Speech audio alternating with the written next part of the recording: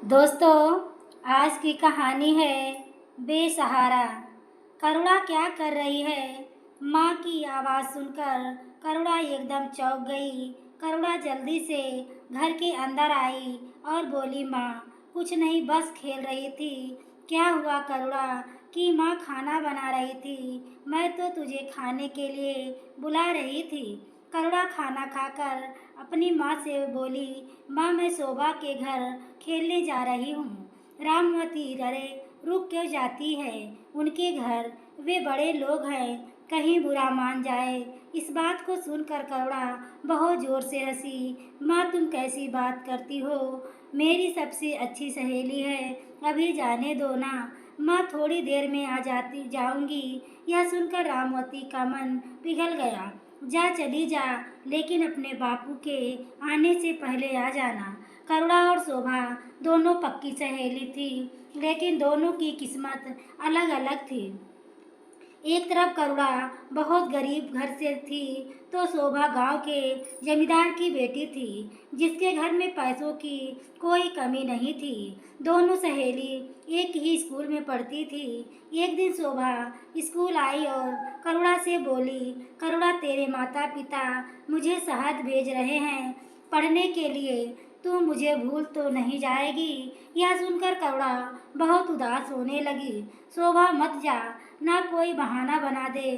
शोभा की आंखों से आंसू झलक पड़ रहे थे। काश ये मेरे वश में होता, लेकिन वादा कर तू मुझे भूलेगी नहीं, और जब भी मैं छुट्टियों में गांव आऊंगी तो मुझसे मिलने जरूर आएगी। शोभा को उसके माता पिता शहर पढ़ने के लिए भेज देते हैं। करुणा वही गांव के स्कूल में पढ़ती है। धीरे धीरे दोनों बड़ी होने लगती हैं। करुणा की पढ़ाई गांव से पूरे होने के कारण ज़्यादा नहीं पढ़ पाती। इधर शोभा डॉक्टर बन जाती है। एक दिन शोभा अपनी माँ से मिलने गांव आती है। माँ से मिलकर वह जब जाने लगती है, शोभा शहर से अपनी सहेली के लिए बहुत से उपहार लाई थी। वह भागती हुई जाने लगती है, तभी उसकी माँ टोकती है, बेटा वो लोग बहुत बुरे हालात में हैं, उसके पिता का स्वर्गवास हो चुका है, माँ भी बहुत बीमार रहती है, मुझे लगता है उसका रिश्ता पक्का हो गया है। शोभा करुणा से मिलने पहुंच जाती है। दरवाज़ा खटखटाने पर करुणा दरवाज़ा खोलती है। शोभा उसे देखकर गहरी सोच में पड़ जाती है। एक बार तो उसे ऐसा लगता है कि यह कोई और है, लेकिन जब ध्यान से देखती है तो करुणा ही थी। गालों में गहरे गड्ढे पड़ गए थे, रंग भी सांवला सा हो गया था। इधर करुणा भी एक बार शोभा को देखकर हैरान रह गई। शहर जाकर उसके रंग ढंग बदल गए, एकदम अप्सरा सी लग रही थी। करुणा एकटक उसे देखे जा रही थी। उसे देखकर शोभा ने कहा, अंदर आने के लिए कहेगी या यहीं खड़ा रखेगी? करुणा जैसे नींद से जागी, हाँ हाँ अंदर आना, तुझे देखा तो अभी सुध बुध भूल गई, कैसी है तू? एक साथ सवालों की बौछार कर दी। करुणा ने शोभा ने अंदर आकर देखा, एक टूटी सी खाट पर उसकी माँ बड़ी पड़ी थी। एक पास ही कुछ दवाइयाँ रखी थी। शोभा को देखकर रामवती ने उठने की कोशिश की, तभी शोभा ने टोका, अरे चाची क्यों परेशान हो रही हो? लेटी रहो, मैं शोभा हूँ, करुणा से मिलने आई थी। उसकी तबीयत कैसी है? क्या हुआ आपको? तभी करुणा पानी ले आई। कुछ नहीं, बस कमजोरी है, थोड़ा खाएगी पिएगी ठीक हो जाएगी। तो सुना, कब आई? शोभा बोली, आज ही आई हूँ और कल ही वापस जाना है। थोड़ा सा टाइम तो था, सोचा तुझसे मिल जाऊं। मैंने सुना है तेरा रिश्ता पक्का हो गया है। यह सुनकर करुणा थोड़ा सा उदास हो गई। तभी रामवती ने बताया, बेटी पास ही के गांव में एक लड़का है, घर में उसकी माँ और छोटा भाई है, शरीफ लड़का है, शहर में नौकरी करता है, रोज बाइक से शहर जाता है, शाम तक लौट आता है, उम्र थोड़ी ज़्यादा है। रामवती ने आगे बताते हुए कहा, बेटी इसके पिता बस चले, मेरा भी कोई भरोसा नहीं है। मैं चाहती हूँ कि इसके हाथ पीले हो जाएं, सब मिट जाए, लेकिन इससे पूछो तो कहती है तुम अकेली हो जाओगी, मैं तुम्हें छोड़कर कहीं नहीं जाऊंगी। अब तू ही समझे, इसे समझा। शोभा करुणा को बाहर जाती है। क्या बात है करुणा, तुझे लड़का पसंद नहीं है? करुणा उसके गले लगकर रोने लगी। नहीं, मैंने लड़का नहीं देखा, वो तो ताऊ जी रिश्ता पक्का कराए, वो बात नहीं है। माँ को अकेला कैसे छोड़ दूँ? शोभा ने उसकी बात समझते हुए कहा, वो बात तो ठीक है, लेकिन शादी तो करनी पड़ेगी। ये सोच, माँ को कुछ हो गया तो तेरी शादी कैसे होगी? और एक बार तेरी शादी हो गई और तेरा पति अच्छा निकल गया तो तू उसके साथ कभी भी अपनी माँ से मिलने आ जा सकती है। वैसे भी चाची कुछ दिनों में ठीक हो जाएंगी। करुणा, नहीं हो, अब ठीक नहीं होंगी। डॉक्टर ने जवाब दे चुके हैं, कैंसर है आखिर स्टेज का। उन्हें कुछ बताया नहीं है, तू भी मत बताना। यह सुनकर शोभा ने कहा, फिर तो इसे अपनी माँ की अंतिम इच्छा मानकर पूरा कर शादी कर ले। हो सकता है तेरी माँ जो इतना कष्ट पा रही है, तेरे हाथ पीले करने के चक्कर में ही उनके प्राण अटके हों। यह सुनकर करुणा रोने लगी। शोभा ने उसे गले लगा लिया। उसके बाद बात को बदलते हुए उसने कहा, देख मैं तेरे लिए शहर से क्या लाई हूँ। यह कहकर उसने एक सुंदर सी साड़ी करुणा को दे दी। करुणा ने साड़ी देखी और बोली, इसकी क्या ज़रूरत थी? शोभा ने उसका हाथ अपने हाथ में लेते हुए कहा, करुणा एक बात याद रखना, हमेशा मैं कहीं भी रहूँ, गांव में, शहर में, शादी के बाद अपने ससुराल में, तेरी मेरी दोस्ती नहीं टूटनी चाहिए। जरा सी भी परेशानी मत उठाना। जीवन के किसी भी मोड़ पर खुद को अकेला पाए तो सीधी सीधे मेरे पास चली आना। तेरी ये सहेली हमेशा तेरे साथ खड़ी है। करुणा कुछ बोल ना सकी। उसकी आंखों से टप टप आंसू बह रहे थे। माहौल तो हल्का करने के लिए शोभा ने कहा, अब चाय भी पिलाएगी या यूं ही टरका देगी? चाय पिला दे भई, अगली बार आई तो पता लगा मेरी सहेली अपनी ससुराल पहुंच गई है। वैसे हम भी कुछ कम नहीं है, वहीं जाकर तुझे पकड़ लेंगे। करुणा हंसते हुए चाय बनाने चल दी। शोभा शहर आकर अपने काम में लग जाती है। इसी तरह समय बीत रहा था। एक दिन शोभा गांव जाती है। शोभा अपनी माँ से बात करती है, हाँ मैंने एक लड़का शहर में पसंद कर, बहुत बहुत बधाई हो, लेकिन मैं माँ को अकेला छोड़कर आ नहीं सकती। यह सुनकर शोभा को बहुत बुरा लगा। करुणा एक दिन निकाल ले, किसी तरह किसी को माँ के पास छोड़ देना। करुणा ने लाचारी भरी नज़रों से शोभा को देखा। शोभा, तू जानती है हमारा कोई साथ नहीं देता, मुझे इस बात का हमेशा अफसोस रहेगा। यह सुनकर शोभा बोली, कोई बात नहीं, मैं समझ सकती हूँ, मैं शादी के बाद तुझसे मिलने जरूर आऊँगी। कुछ ही दिनों में शोभा की शादी हो जाती है। शोभा अपने गृहस्थी में बिजी हो जाती है। एक दो बार वो गांव गई थी, लेकिन करुणा से मिलने का समय उसे नहीं मिल पाया, क्योंकि उसके पति करण के पास समय नहीं होता था। वो उनके साथ ही गाड़ी में वापस आ जाती थी। एक दिन शोभा घर पर ही थी, आज उसकी ड्यूटी नहीं थी। तभी उसे करुणा की याद आती है। अपनी सहेली से मिलने की इच्छा वो दबा कर नहीं पाती तो करण को फ़ोन करती है, करण मैं 2 दिन के लिए गांव जाना चाहती हूँ। करण हंसकर जवाब देता है, क्या हुआ, माँ की याद आ रही है? शोभा उन्हें समझाते हुए कहती है, नहीं, मेरी एक सहेली है गांव में, वो बेचारी शादी में भी नहीं आ पाई, उसी से मिलने जाना है। करण कहता है, चलो कब चलते हैं, मैं कल की छुट्टी ले लेता हूँ। शोभा मुस्कुराकर कहती है, नहीं मैं अकेली चली जाऊँगी और 2-3 दिन बाद ही वापस आऊँगी। करण उसकी बात से सहमत हो जाता है। करुणा से मिलने के उत्साह में शोभा जल्दी जल्दी अपने कपड़े पैक कर दोपहर की गाड़ी से गांव पहुंच जाती है। अचानक शोभा को देखकर उसकी माँ पूछती हैं, बेटी अचानक कैसे आ गई? शोभा हंसकर जवाब देती है, माँ कुछ नहीं, बस ऐसे ही मन कर रहा था। शादी के बाद एक बार भी करुणा से नहीं मिल पाई। सोचा उससे भी मिलकर बहुत सी बातें करूँगी। यह सुनकर शोभा की माँ उदास हो गई और बोली, अच्छा किया बेटा जो उससे मिलने आ गई। उसका आखिरी सहारा उसकी माँ को भी भगवान ने उससे छीन लिया। अभी 3 दिन पहले ही उसकी माँ चल बसी, बिल्कुल अकेली हो गई है। ऊपर से उसके ताऊ जी ने 15 दिन बाद उसकी शादी पक्की कर दी है। यह सुनकर शोभा को गहरा धक्का लग गया। वह जल्दी से घर से बाहर निकलकर गांव की गलियों को पार करके करुणा के घर के सामने पहुंच गई। घर के सामने दरी बिछी थी, कुछ लोग वहां बैठे थे। शोभा करुणा को ढूंढती हुई अंदर चली गई। आंगन के सामने बरामदे में करुणा को घेरे गांव की औरतें कुछ बैठी थी। करुणा शोभा ने उसे पुकारा। शोभा को देखकर करुणा की जैसे चीख निकल गई। शायद कोई शोक लहर जिसे वो अभी तक दबाए बैठी थी उभर कर सामने आ गई। करुणा झट से रोती हुई आंगन में खड़ी शोभा के गले लग गई। शोभा की आंखों से भी आंसू बह रहे थे।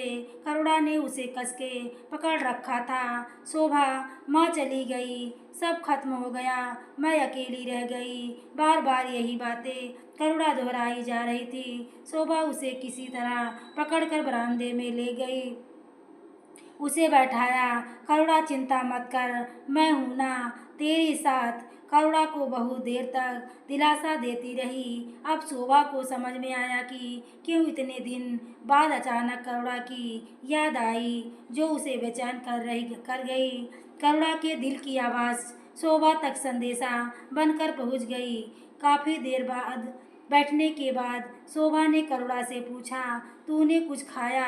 करुणा ने बड़ी मुश्किल से जवाब दिया, शोभा बिल्कुल मन नहीं है। ऐसा लगता है जैसे माँ के साथ मेरे भी प्राण निकल जाए। लेकिन तुझे देखकर लगा कि मेरा कोई अपना है। क्या तू कुछ दिन मेरे पास रुक सकती है? शोभा ने उसके आंसू पोंछते हुए कहा, चिंता मत कर, मैं अभी यहीं हूँ, पर तुझे खाना खाना होगा। भूखे रहने से तो तू बीमार पड़ जाएगी। तुझे मेरी दोस्ती की कसम खाना खा ले। करुणा के बार बार मना करने पर भी शोभा ने उसे जबरदस्ती खाना खिलाया। रात के समय जब करुणा सो गई तब उसकी ताई से शोभा ने कहा, ताई जी, इसे मत बताना कि मैं जा रही हूँ, सुबह जल्दी ही आ जाऊँगी। ताई जी ने शोभा के लिए सिर पर हाथ फेरते हुए कहा, बेटी सुबह जरूर आ जाना, तेरे आने से इसकी जान में जान आ गई, बड़ी हिम्मत बांध गई तुझसे। करुणा को सोता छोड़कर शोभा घर आ गई, लेकिन उसकी आंखों से नींद कोसों दूर भाग गई थी। अब करुणा का क्या होगा, यह सवाल बार बार उसे परेशान कर रहा था। सुबह होते ही शोभा करुणा के पास पहुंच जाती है, सारे दिन वहीं रुकती है। इसी बीच कई बार करण का फोन आया, वह भी गांव आना चाहता था, लेकिन शोभा ने मना कर दिया। 3-4 दिन बीत जाने पर शोभा ने करुणा से कहा, करुणा, तुझे हिम्मत से काम लेना होगा, तुझे अब जाना पड़ेगा। मेरा फ़ोन नंबर है, कभी भी तुझे मेरी ज़रूरत हो तो मैं आ जाऊंगी। शोभा वापस आकर अपने काम में लग जाती है। इसी तरह 2 महीने बीत जाते हैं। एक दिन शोभा किसी काम से अपनी माँ को फ़ोन करती है, कैसी हो माँ, बहुत दिन हो गए आपसे बात करे, घर में सब कैसे हैं? शोभा की माँ कहती हैं, बेटी सब ठीक है, तू कैसी है? गांव कब आ रही है? एक बार आकर अपनी माँ से मिल जा। शोभा यह सुनकर थोड़ी देर के लिए चुप हो जाती है, फिर कहती है, माँ, मेरा भी बहुत मन है गांव में आने का, लेकिन समय नहीं मिल रहा है।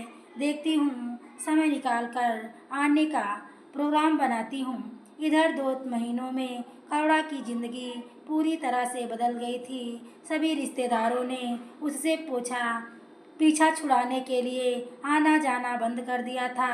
कुछ दिन बाद करुणा कि ताई उसके घर आई, करुणा अकेली बैठी है। क्या बात है? करुणा ने ताई जी को देखकर कहा। ठीक हूँ ताई जी, आप बताइए कैसी हैं? अब अकेले ही रहना है। पहले माँ थी तो कोई ना कोई आता जाता रहता था, लेकिन अब तो कोई भी नहीं आता। यह सुनकर ताई जी थोड़ी सी झेप गई। अपनी झेप मिटाने के लिए वो कहती है, अरे बेटी, मेरे पैरों में दर्द रहता है, चला फिरा नहीं जाता। आज भी बड़ी मुश्किल से आई हूँ। तेरे ताऊ जी ने तेरे लिए एक लड़का देखा है। उस लड़के के पिता नहीं है, माँ है, एक छोटा भाई है। लड़का नौकरी करता है और उन्हें किसी चीज़ का लालच भी नहीं है। यह सुनकर करुणा का मन किया अभी ताई जी को उल्टा सीधा सुनाकर भगा दे। अभी माँ को गए 2 महीने भी नहीं हुए और इन्हें शादी की पड़ी है। करुणा अपनी सोच ही रही थी, तभी ताई जी ने बोला, करुणा 2 दिन बाद लड़के वाले देखने आएंगे, तैयार रहना बेटा, और घर को भी अच्छे से साफ कर देना। मैं तेरी बहन को पहले से ही भेज दूंगी, ये कुछ पैसे रख ले, कुछ दिन अच्छा सा नाश्ता मंगा कर लेना। लेकिन ताई जी, मैं अभी शादी नहीं करना चाहती हूँ। अपनी माँ को गए कितने ही दिन हुए हैं। करुणा ने दबे स्वर में ताई जी से कहा तो वो बिफर पड़ी। अरे भलाई तो जमाना ही नहीं है, घर में खाने को दाने नहीं है, इतना अच्छा रिश्ता ठुकरा रही है। तूने सोचा है घर का खर्चा कैसे चलेगा? तुझे रात भर नींद नहीं आती, जवान लड़की घर में अकेली रहती है, कोई बात हो गई तो मुंह तो हमारा काला होगा। करुणा की आंखों से टप टप आंसू बह रहे थे, लेकिन ताई जी को इससे कोई फर्क नहीं पड़ा। वे अपनी बात कहती रही। पूरी बात करने के बाद ताई जी ने 500 रुपये पकड़ाते हुए कहा, जो मैं कह रही हूँ चुपचाप मान ले। तेरी माँ तो हमारे सामने जबान नहीं खोलती थी, आखिर हम तेरे अपने हैं, कोई गैर नहीं है। करुणा ने रोते हुए कहा, नहीं ताई जी, वो बात नहीं है। अभी माँ को गए समय ही कितना हुआ है, कुछ ही दिन बाद लड़के वाले को बुला लेते हैं। ताई जी ने समझाते हुए कहा, बेटी तू चिंता मत कर, तेरे ताया जी संभाल लेंगे। कहकर ताई जी जल्दी से जल्दी करुणा बैठकर रोती रही। माँ तुम क्यों मुझे छोड़कर चली गई? काश तुम होती तो मैं ये सब ना होता। अगले दिन करुणा एसटीडी बूथ पर गई और शोभा को फ़ोन कर बात कर बता दी। यह सुनकर शोभा ने कहा, करुणा तू चिंता मत कर, मैं 1 दिन पहले आ जाऊंगी। मैं लड़के को देखकर फैसला करूंगी कि ये सच बोल रहे हैं या तुझे फंसाने की कोशिश कर रहे हैं, तेरा मकान हड़पने की तैयारी कर रहे हैं। शोभा किसी तरह टाइम निकाल कर पहुँच गई। लड़के की माँ लड़का दोनों आए थे। लड़का देखने में बिल्कुल साधारण था। शोभा ने लड़के से कुछ सवाल पूछे, जिसका उसने ठीक से जवाब दे दिया। करुणा और लड़के ने अकेले में कुछ देर बात की। फिर करुणा ने शोभा से अकेले में पूछा, शोभा तू बता, तुझे क्या लगता है? करुणा, लड़का तो ठीक लग रहा है, तुझे ठीक लग रहा है लड़का? शोभा ने पूछा। करुणा ने शर्माते हुए कहा, देख अगर तुझे ठीक लग रहा है तभी मैं हाँ करूँगी। शोभा ने उसे समझाते हुए कहा, करुणा कभी कभी हालत, कुछ ही दिनों में करुणा की शादी होने वाली थी। उसके ताऊ जी अन्य रिश्तेदारों के साथ मिलकर शादी का इंतजाम कर रहे थे। करुणा को जैसे इस सब से कोई मतलब ना था। वह बैठकर अपनी माँ को याद कर बस रोती रहती थी। शादी से 2 दिन पहले शोभा भी आ गई। शोभा को देखकर करुणा की कुछ आस बंधी। यहाँ तो सब उसे पराये ही नजर आ रहे थे। इसी कारण शोभा को करुणा की ताई जी पसंद नहीं करती थी, लेकिन बड़े घर की बेटी थी इसलिए कुछ बोल नहीं पाती थी। शोभा ने आकर शादी की सभी तैयारियों का जायजा लिया। जहाँ भी उसे कमी नजर आई उसने अपने हिसाब से सब ठीक कराया। शोभा शहर से रुपये और जेवर लेकर आई थी। उसने जेवर करुणा को दिए तो करुणा बोल पड़ी, बहन इसकी क्या ज़रूरत थी, तू आ गई, बस मेरी शादी के लिए यही काफ़ी है। शोभा ने उसे समझाते हुए कहा, देख मैं कुछ तो भी नहीं कर रही हूँ, तेरी भलाई के लिए कर रही हूँ। ये पैसे और जेवर तू अपने पास रख ले, किसी को बताना मत। जीवन में कहीं भी फंस जाए तो ये रुपये और जेवर तेरे काम आएंगे। हाँ और हाँ, मेरा फ़ोन नंबर हमेशा संभाल कर रखना। वैसे तो तेरे ससुराल भी आ जाऊंगी, कभी तुझे मेरी ज़रूरत पड़े तो फ़ोन ज़रूर करना। यह सब सुनकर करुणा की आंखों से आंसू बह रहे थे। वो बोली, बहन तू मेरे बचपन की सहेली है, फिर भी तूने एक बहन से बढ़कर मेरे लिए किया है। यहाँ जितने लोग हैं वे किसी न किसी कारण से मेरे साथ लगे हैं। कोई मकान हड़पना चाहता है, कोई मुझसे अपना पीछा छुड़वाना चाहता है। मैं तेरे ये उपकार कैसे चुकाऊंगी। शोभा ने उसे डांटते हुए कहा, खबरदार, तो बेकार की बातें की, तू मेरी छोटी बहन है। अब इतना मत सोच, अपने आने वाले कल को सजाने के सपने देखना शुरू कर दे। यह सुनकर करुणा और शोभा दोनों हंसने लगी। समय जैसे पंख लगाकर उड़ रहा था। शादी वाले दिन दोपहर को करुणा के ताऊजी करुणा के पास आए और बोले, बेटी तेरी शादी का खर्च चुकाने के लिए मैं सोच रहा था, तेरे जाने के बाद इस मकान को किराए पर चढ़ा दूं, इससे कर्ज चुक जाएगा। तभी पीछे खड़ी शोभा बोली, ताऊ जी ऐसा कौन सा बड़ा कर्ज हो गया, इस शादी में ना दावत कर रहे हैं, ना बारात आ रही है, केवल 5 लोग आ रहे हैं, उनका मान सम्मान करना है और वो तो एक जोड़े में ब्याह कर ले जा रहे हैं। मुझे याद है जब बात हुई थी तो दान दहेज के लिए तो पहले ही हमने मना कर दिया था। शोभा की बात सुनकर ताऊ जी ने गुस्से में देखा, तुम बच्चे कुछ जानते हो नहीं और बकवास करनी शुरू कर देते हो। ऐसा ही है तो शाम को बारात खुद संभाल लेना। करुणा ने शोभा को चुप कराते हुए कहा, ठीक है ताऊ जी, आपको जो ठीक लगे वही सही है। वैसे भी मैं तो जा रही हूँ, कम से कम इस बहाने घर की सफाई होती रहेगी। यह सुनकर ताऊ जी ने घूर कर शोभा की ओर देखा, फिर करुणा के सर पर हाथ फेर कर वापस चले गए। करुणा, ये तेरा मकान हड़पने की साजिश है, शोभा ने कहा। करुणा ने उसे हाथ पकड़कर अब उसके पास बैठाया और बोली, जाने दे शोभा, क्या कर सकते हैं, इन लोगों से बहस करके कोई फायदा नहीं है, वैसे भी किराए पर दे रहे हैं। शोभा चुप हो गई। शाम को बारात आई, सादा तरीके से शादी हो गई। सुबह जब विदाई का समय आया तो करुणा फूट फूट कर रोने लगी। शोभा, ऐसा लग रहा है जैसे मेरा सब कुछ छूटा जा रहा है। शोभा ने उसे संभालते हुए कहा, करुणा, जीवन में आगे बढ़ना पड़ता है।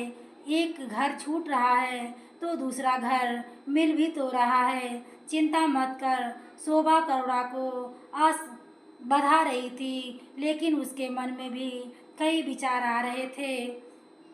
नए घर में कैसे रहेगी, उसे वहाँ कोई कष्ट होगा तो कोई पूछने वाला ही नहीं है। कुछ देर बाद करुणा की विदाई हो गई। करुणा को विदा करके भारी मन से शोभा भी वापस अपने घर आ गई। शोभा की माँ ने पूछा, बेटी सब ठीक से निपटा कर आ गई। शोभा ने कहा, हाँ माँ, सब ठीक था, बस करुणा बहुत रो रही थी। यह सुनकर शोभा की माँ ने कहा, हाँ बेटा, बेचारी अनाथ है, उसे तो कोई बुलाने वाला ही नहीं है, ये समझो उसका मायका तो खत्म ही हो गया। शोभा भारी मन से शहर की ओर रवाना हो गई। घर पहुंचकर करण को उसने सारी बात बताई। सब सुनकर करण ने कहा, ठीक है शोभा, जब भी फुर्सत हो उससे मिलाना, और रही बात बुलाने की तो किसी त्योहार पर तुम उसे बुला लेना, कभी उसके साथ त्योहार मनाने चलेंगे। शोभा को यह सुनकर बहुत खुशी हुई कि उसके पति का दिल उससे भी बड़ा है। इधर करुणा जब अपने ससुराल पहुंची तो देखा एक टूटा सा मकान है। गांव में घर के आंगन में कुछ औरतें बैठी थी। कुछ औरतें उसे आगे ले जा रही थी। तभी उसने देखा कि पास की एक खाट पर एक आदमी बेहोश था पड़ा था। उसे कुछ दिखाई नहीं दे रहा था। उसने किसी तरह टटोल कर कमरे का दरवाज़ा खोला तो थोड़ा सा दरवाज़ा खुला था। देखा बाहर कई औरतें बैठकर बातें कर रही हैं। थोड़ी देर में एक लड़की कमरे में आई। उसने कमरे की लाइट जलाई। फिर वह करुणा को अपने साथ लेकर आंगन में आ गई। यहाँ शादी की बाकी रस्में निपटाने लगी। कंगन की रस्म के बाद समय उसने अपने पति को ढंग से देखा। वे मुस्कुरा रहे थे। सारी रस्मों के बाद करुणा उसके पति रमेश को औरतें एक कमरे में छोड़ आई। राकेश ने करुणा से कहा, देखो इस घर में तुम्हें किसी बात की तकलीफ नहीं होगी। मैं जानता हूँ तुम्हें घर में अब कोई नहीं है, लेकिन चिंता मत करना, मैं तुम्हारा हमेशा साथ दूंगा। मेरी माँ कुछ सख्त स्वभाव की है। बस एक बात है, मेरे घर में मेरा छोटा भाई बंटी कुछ बिगड़ गया है। माँ के लाड प्यार ने उसे बिगाड़ दिया है। मैं कोशिश कर रहा हूँ कि वह कहीं काम पर लग जाए तो उसकी भी शादी कर दे। करुणा सब कुछ सुन रही थी। उसे अब कुछ सुकून मिल रहा था। करुणा को ससुराल आए पूरा 1 महीना हो गया था। इस बीच एक बार भी उसके ताई और ताऊ जी ने उसकी खबर नहीं ली। बेटी को एक बार घर बुला ले। शोभा का हर तीसरे चौथे दिन फोन आ जाता था। रात के समय जब रमेश वापस आते तभी शोभा करुणा से बात करती थी। एक दिन शोभा ने कहा, करुणा मैं एक बार तेरी ससुराल आना चाहती हूँ और तुझे अपने घर लाना चाहती हूँ। यह सुनकर करुणा ने कहा, शोभा मैं अभी नहीं आ सकती। दरअसल सर्दी का समय है, मुझे इन्हें सुबह ही खाना बनाकर देना होता है। मेरी सास ने ज़्यादा काम नहीं होता। गर्मियों में मैं मुझसे तुझसे मिलने ज़रूर आऊँगी। धीरे धीरे समय बीत रहा था। इधर शोभा और उसके पति करण ने अपने घर के पास की एक जगह जमीन खरीद ली। उस जमीन पर वे एक बड़ा सा हॉस्पिटल बना रहे थे। शोभा और करण काम में इतना बिजी हो गए कि उन्हें करुणा का ध्यान भी नहीं रहा। दोनों ने अपनी नौकरी छोड़ दी। बैंक से लोन लेकर पूरा हॉस्पिटल तैयार किया। अस्पताल पूरा होने पर वह सभी सुविधाओं से सुसज्जित था। शोभा और करण दिन रात अस्पताल को सुचारू रूप से चलाने के काम में लग गए, जिसमें स्टाफ को भर्ती करना, सारी मशीनें लगाना, पूरे स्टाफ को ट्रेनिंग देना, इन सब में 2 साल बीत गए। इसी बीच ना तो करुणा का फोन आया, ना शोभा उसे फोन कर पाई। 2 साल बाद एक दिन शोभा अपने घर में बैठी थी, तभी उसे करुणा का ध्यान आया। शोभा ने अपने पति करण से कहा, करण मैं अपनी परेशानियों में करुणा को बिल्कुल भूल गई थी। उसका फोन आया। करण ने कहा, क्या करे शोभा, इतना बड़ा काम था, 1 मिनट की फुर्सत भी नहीं थी। चलो अब फोन कर लो। शोभा ने फोन मिलाया, लेकिन फोन स्विच ऑफ था। कई बार मिलाने पर भी जब नहीं मिला तो करण ने कहा, हो सकता है फोन बंद हो गया हो। कई बार गांव में रात को लाइट नहीं होती, चार्ज नहीं हुआ होगा, कल मिला लेना। उसके पति को दिन में मैसेज दे देना कि घर जाकर करुणा से बात करवा दे। अगले दिन शोभा फोन करती रही, लेकिन फोन स्विच ऑफ था। शोभा एक बार भी करुणा के ससुराल नहीं गई थी, इसलिए उसे उस गांव का पता भी नहीं था जहां जाकर वह पता कर सके। कई दिन तक जब करुणा से कोई संपर्क नहीं हो पाया तो शोभा ने अपने गांव अगले दिन भी शोभा फोन करती रही, लेकिन फोन स्विच ऑफ था। शोभा एक बार भी करुणा के ससुराल नहीं गई थी, इसलिए उस गांव का पता भी नहीं था जहां जाकर वह पता कर सके। कई दिन जब करुणा से कोई संपर्क नहीं हो पाया तो शोभा ने अपने गांव जाकर पता करने की सोची। एक दिन वह हॉस्पिटल का काम निपटाकर गाड़ी लेकर अपने गांव पहुंच गई। अपने गांव जाकर माँ से मिली। उसे देखते ही माँ ने कहा, बेटा तुझे देखने के लिए तो आंखें तरस गई। पूरे 2 साल बाद आई है। शोभा माँ के गले लगकर उसकी आंखें भी नम हो गई थी। क्या करती माँ, हॉस्पिटल खोलने के चक्कर में समय ही नहीं मिला। अब जरा फुर्सत मिली तो आ गई तुमसे मिलने। चाय नाश्ता करने के बाद माँ बेटी बातें करने बैठ गई। शोभा ने पूछा, माँ करुणा के बारे में कुछ पता लगा क्या? कई दिन से उसे फ़ोन लगा रही हूँ लेकिन फ़ोन स्विच ऑफ रहा। शोभा की माँ ने कहा, नहीं बेटी, उसके ताऊ ताई तो ढंग से बात नहीं करते, इसलिए हम उनसे कोई मतलब नहीं रखते। बस इतना पता है कि उसके घर को किराए पर चढ़ाकर उसका ताऊ मज़े कर रहा है और घर बेचने की कोशिश भी कर रहा है। शोभा ने निराश होते हुए पूछा, क्या मैं एक बार उसके ताऊ ताई से मिलकर पूछूं? शायद उन्हें पता हो। लेकिन माँ ने मना कर दिया। बेटी वे तो तुझे पहले ही पसंद नहीं करते, तुझे देखेंगे तो और भड़क जाएंगे। और मुझे लगता है उन्हें भी कुछ पता नहीं होगा, क्योंकि उन्होंने उसे पग फेरे के लिए तो बुलाया ही नहीं। आज तक वह इस गांव में आई नहीं। यहाँ से कोई गया है उससे मिलने, लेकिन शोभा नहीं मानी। वह करुणा के ताऊ के घर पहुंच गई। दरवाज़ा खटखटाया। उसके ताई ने दरवाज़ा खोला। अरे शोभा, तुम बहुत दिनों बाद आई, बताओ क्या काम है? शोभा ने कहा, ताई जी, करुणा की कोई खबर है क्या? आपको कई दिन से उसका फ़ोन नहीं लग रहा। यह सुनकर ताई ने हंसकर कहा, उसके ताऊ ने इतने अच्छे घर में उसकी शादी की है, राज कर रही होगी। जब वो हमें याद नहीं करती तो हमें उसकी क्या ज़रूरत है? एक बार भी अपने पति के साथ हमसे मिलने नहीं आई। यह सुनकर शोभा उदास हो जाती है। फिर भी वह पूछती है, ताई जी, आप मुझे बस उसके गांव का नाम बता दीजिए, मैं ढूंढ लूँगी। इस पर मुंह बनाते हुए ताई ने कहा, बेटी मुझे तो पता नहीं, तेरे ताऊ शहर गए हैं। करुणा की ताई ने टाल दिया। शोभा निराश होकर वापस आ गई। एक दिन शाम को 6 बजे शोभा हॉस्पिटल से घर के लिए निकल रही थी। तभी एक अनजान नंबर से फ़ोन आया। पहले तो शोभा ने फ़ोन काट दिया, लेकिन जब बार बार घंटी बज रही थी तो बेमन से शोभा ने फ़ोन उठाया। दूसरी तरफ करुणा की आवाज़ सुनकर शोभा चौंक गई। करुणा बुरी तरह से रो रही थी। शोभा बोली, करुणा, तू रो क्यों रही है? कहाँ है तू? बात बता, तेरे पति कुछ कहाँ है क्या? मुझे बात तो सही क्या है हुआ?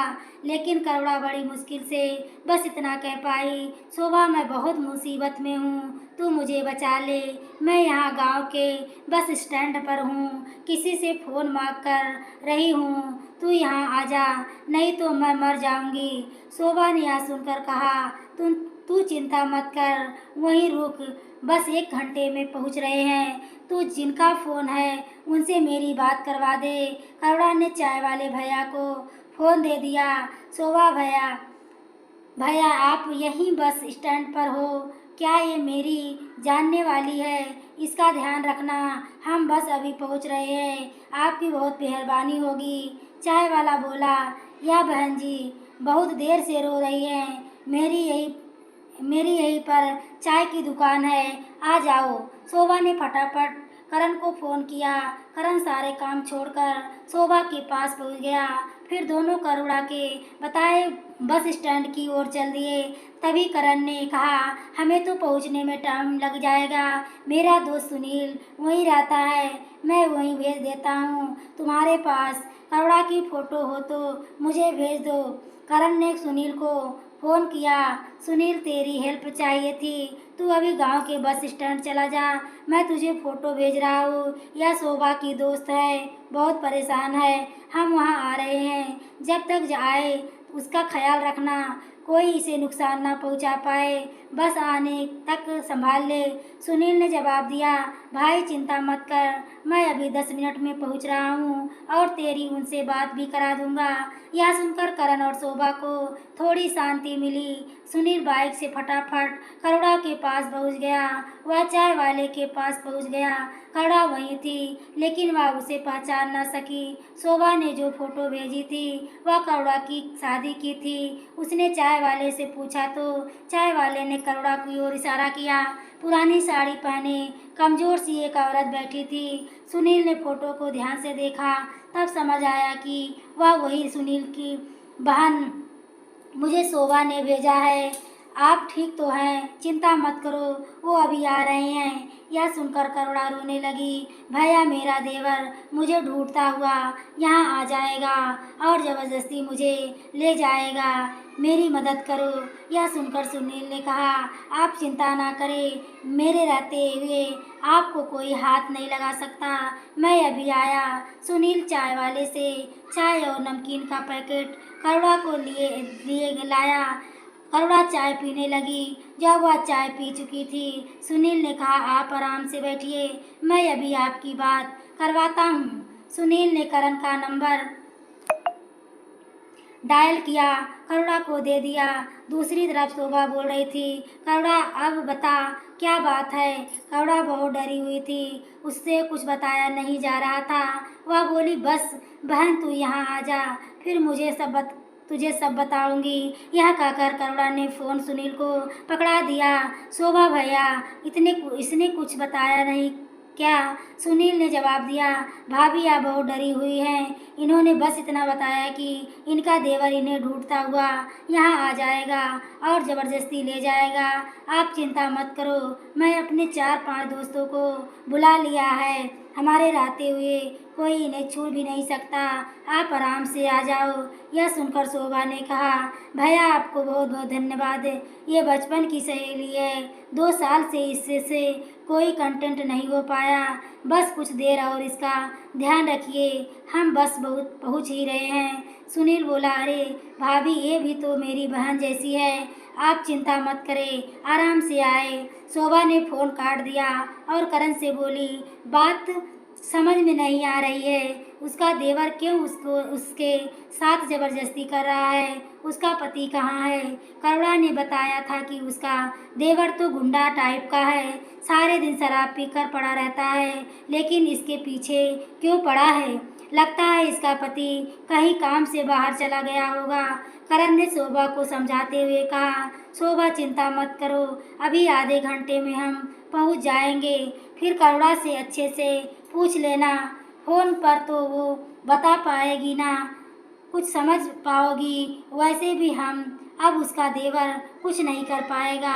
सुनील को मैं जानता हूँ, वह अखाड़ा चलाता है, उसके अखाड़े के लड़के वहाँ पहुँच गए होंगे, उन्हें देखकर उसका देवर सामने भी नहीं आएगा। शोभा बहुत परेशान थी। हे भगवान, करुणा मिली भी तो किस हाल में, बेचारी के जीवन में कोई ना कोई परेशानी खड़ी ही रहती है। मुझे तो इसके पति पर गुस्सा आ रहा है, जब उसे पता है कि उसके माता पिता हैं नहीं और खुद का भाई गुंडा है, तो उसे अकेला क्यों छोड़ दिया, अपने साथ शहर ही ले जाता।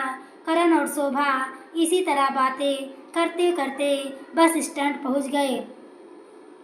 शोभा जैसे ही करुणा के पास पहुंची, वह उसे देखकर दंग रह गई, कितनी कमज़ोर हो गई थी। करुणा एक पुरानी सी साड़ी पहने, हाथ में एक कपड़े का पुराना सा बैग। कुछ देर के लिए तो शोभा उसे देखती रह गई, कुछ बोल नहीं पाई। फिर उसने कहा, करुणा। करुणा अभी सर झुकाए बैठी थी। शोभा की आवाज़ सुनकर जैसे उसमें जान आ गई। वह शोभा को देखकर रोने लगी और उससे लिपट गई। बहन तू आ गई, मुझे बचा ले, नहीं तो ये लोग मुझे मार डालेंगे। शोभा ने करुणा को कसकर जकड़ लिया और बोली, कोई तुझे हाथ भी नहीं लगा सकता। मैं यहाँ से निकलते घर पहुँचकर बात करेंगे। ये बहुत डिप्रेशन में है। शोभा ने वहाँ में सर हिलाते हुए करुणा को गाड़ी में बैठाया।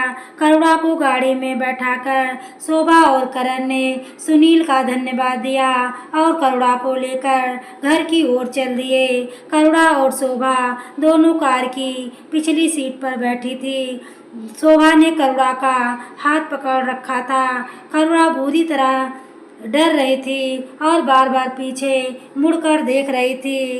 कार हाईवे पर दौड़ रही थी। शोभा ने करुणा से कहा, करुणा बिल्कुल डर मत, अब तुझे वो लोग नहीं ढूंढ पाएंगे। उन्हें पता भी नहीं चलेगा कि तू कहाँ गई है। कहानी का अगला भाग देखने के लिए कमेंट करें।